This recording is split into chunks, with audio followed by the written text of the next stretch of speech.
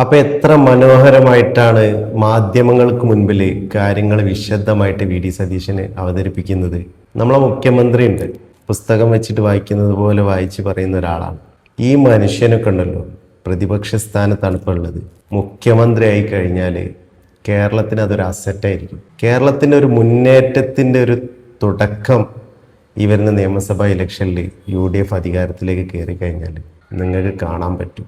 പിന്നീട് അങ്ങോട്ടേക്ക് LDFന് പോലും ഒരു പ്രതിഷേധ സ്വരം ഉണ്ടാക്കാൻ പറ്റാത്ത രീതിയിലുള്ള വികസനങ്ങൾ കൊണ്ടുവരാൻ പറ്റുന്ന ഒരു വ്യക്തിത്വമാണ് ഈ ഒരു വി ഡി സതീശൻ എന്ന ഒരു മുതൽ. ആ വി ഡി സതീശനൊക്കെ നിങ്ങൾ കേസിൽ പെടുത്താൻ നോക്കിയാൽ അദ്ദേഹമൊക്കെ വളരെ കൃത്യമായിട്ട് ഓരോ കാര്യങ്ങളും പെർഫെക്റ്റ് ആയിട്ട് ചെയ്യാൻ ആഗ്രഹിക്കുന്ന ഒരാളാണ്. നിങ്ങൾ പെണ്ണ് കേസ് കൊണ്ട് നോക്കും, ഇതേപോലെ അഴിമതികൾ, ഇതുപോലെയുള്ള മറ്റുള്ള കാര്യങ്ങളൊക്കെ വെച്ചിട്ട് നിങ്ങൾ ഇങ്ങനെ UDFന്റെ നേതാക്കളെ ടാർഗറ്റ് ചെയ്യും. പക്ഷെ നിങ്ങളൊന്ന് മനസ്സിലാക്കണം, നിങ്ങൾക്ക് നിങ്ങളെന്താണെന്നുള്ളത് അറിയില്ല. പക്ഷെ ജനങ്ങൾക്കറിയാം നിങ്ങൾ കള്ളന്മാരും വഞ്ചകരുമാണെന്നുള്ളത്.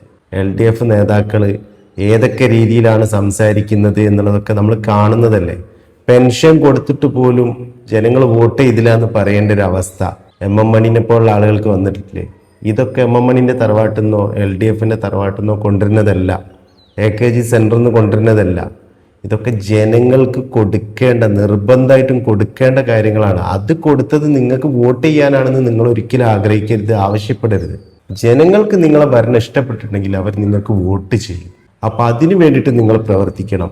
ഇനിയുള്ള കുറച്ച് സമയം അതെന്നെങ്കിലും ഒന്ന് നന്നാക്കി ഭരിച്ചിട്ട് കുറച്ചെങ്കിലും സീറ്റ് പിടിക്കാൻ വേണ്ടിയിട്ട് CPM ഒന്ന് ശ്രമിക്കുക. അല്ലാന്നുണ്ടെങ്കിൽ 140-ൽ 140 UDF കൊണ്ടുപോകും. അതുണ്ടാവാതിരിക്കാൻ വേണ്ടിയിട്ട് നന്നായിട്ടൊന്ന് പരിശ്രമിച്ചാൽ ഒരു 10-40 സീറ്റിലേക്ക് നിങ്ങൾക്ക് വരാൻ പറ്റും എന്നാണ് പ്രതീക്ഷിക്കുന്നത്. അപ്പോൾ മറ്റൊരു വീഡിയോയിൽ വീണ്ടും കാണാം. അതുവരെ നന്ദി.